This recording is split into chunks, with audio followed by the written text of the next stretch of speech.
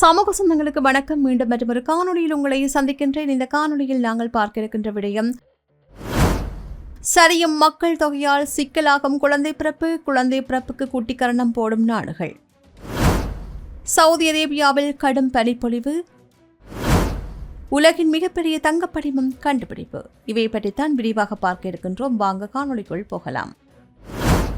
ஒரு காலத்தில் மக்கள் தொகை பெருக்கம் குறித்து கவலைப்பட்ட உலக நாடுகள் இன்று போதிய குழந்தைகள் பிறக்காத நிலை குறித்து அச்சமடைந்து வருகின்றன.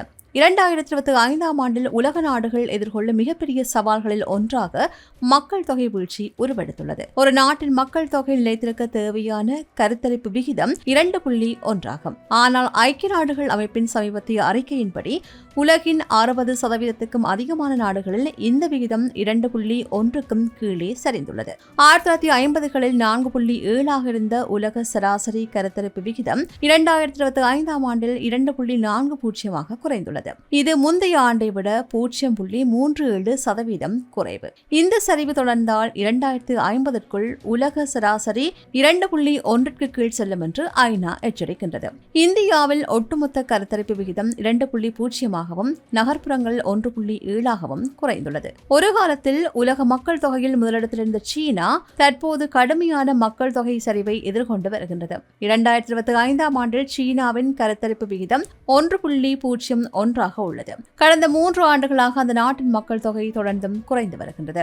1980 முதல் 2015 வரை கடுமையான ஒரு குழந்தை கொள்கையை நடைமுறைப்படுத்தியதன் விளைவே இன்றைய நிலைமை என்று கூறப்படுகின்றது. பின்னர் 2-3 குழந்தைகள் அனுமதிக்கப்பட்டாலும் வாழ்க்கை செலவு, வேலைப்பளு காரணமாக இளம் தலைமுறையினர் திருமணத்தையும் குழந்தை பேற்றையும் தவிர்க்கின்றார்கள். 3 குழந்தைகள் பெற்ற தம்பதிகளுக்கு பண உதவி, மருத்துவ செலவுகள் முழுமையாக அரசு ஏற்கும் அறிவிப்புகள், கருத்தடை சாதனங்களுக்கு கூடுதல் வரி போன்ற பல முயற்சிகளும் இதுவரை எதிர்பார்த்த பலனை தரவில்லை.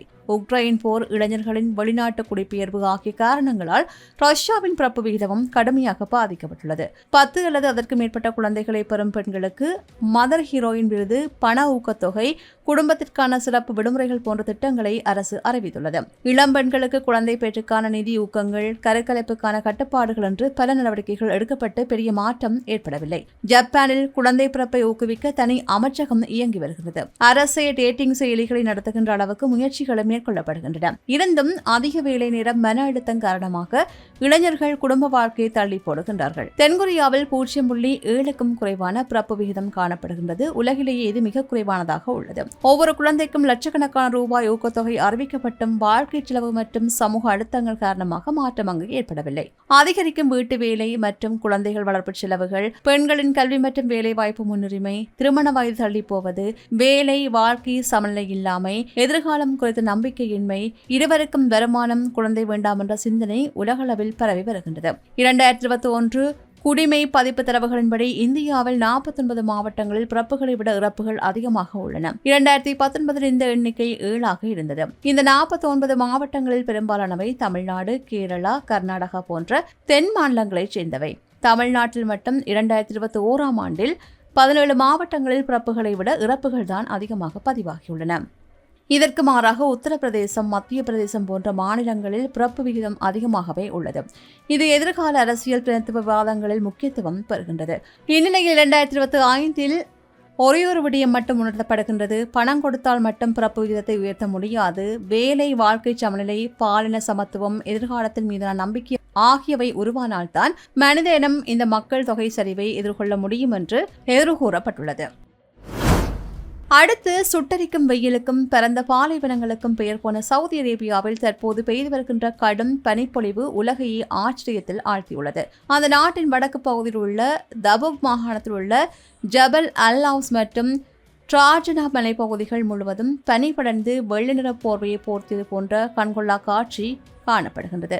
மலைச்சிகரங்கள் மற்றும் மணல் குன்றுகள் மீது பனி கொட்டி தீர்க்கும் வீடியோக்களும் சமூக வலைதளங்களில் தீயாக பரவி வருகின்றன. இதை பார்த்த பிறரும் இது செயற்கை நுண்ணறிவு தொழில்நுட்பத்தால் உருவாக்கப்பட்டதா என்ற சந்தேகம் கிளம்பிய நிலையில் இது உண்மையான இயற்கை நிகழ்வுகள் தான் என்று அந்த நாட்டின் வானிலை ஆய்வு மையம் உறுதிப்படுத்தியுள்ளது. தபூக் பகுதியில் உள்ள ஜபல் அல்-அவுஸ் மலையில் கடந்த 17ஆம் தேதியன்று கடும் பனிப்பொழிவு பதிவானதுடன் அங்கு வெப்பநிலை -4 டிகிரி செல்சியஸ் வரை சரிந்துள்ளது.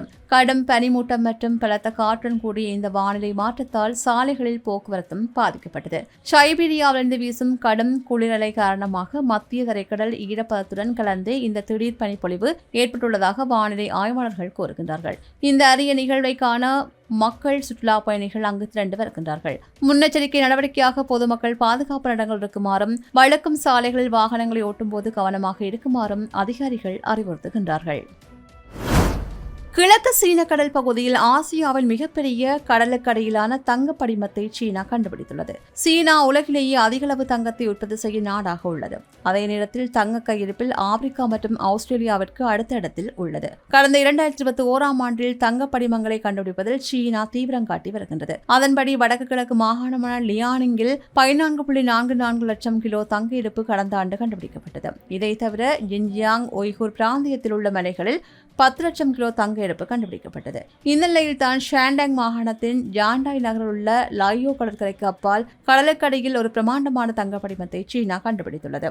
இது ஆசியாவின் கடலுக்கடியில் உள்ள மிகப்பெரிய தங்க இருப்பு என்று கூறப்படுகின்றது. சமீபத்தில் கண்டறியப்பட்ட இந்த தங்க இருப்பின் வாயிலாக லாயோவின் ஒட்டுமொத்த தங்க இருப்பு 39 லட்சம் கிலோவுக்கும் அதிகமாக உயர்ந்துள்ளது. இது சீனாவின் தேசிய தங்க இருப்பில் தோராயமாக 26% இந்த கண்டுபிடிப்பின் வாயிலாக லஜோ பகுதி சீனாவின் தங்க இருப்பு மற்றும் தங்க உற்பத்தி ஆகிய இரண்டிலும் முதலிடத்தை பிடித்துள்ளது.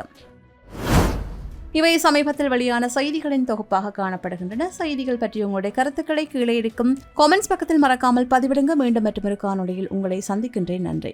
இது போன்ற பல செய்திகளை தெரிந்து கொள்ள நம்முடைய சமூக மீடியா யூடியூப் சேனலை சப்ஸ்கிரைப் செய்து அருகில் உள்ள பெல் பட்டனை கிளிக் செய்யுங்கள். மேலும் செய்திகளை உடனுக்குடன் தெரிந்து கொள்ள சமூகமீடியா.com என்ற இணையதளத்தின் வாயிலாக எங்களுடன் இணைந்திருங்கள்.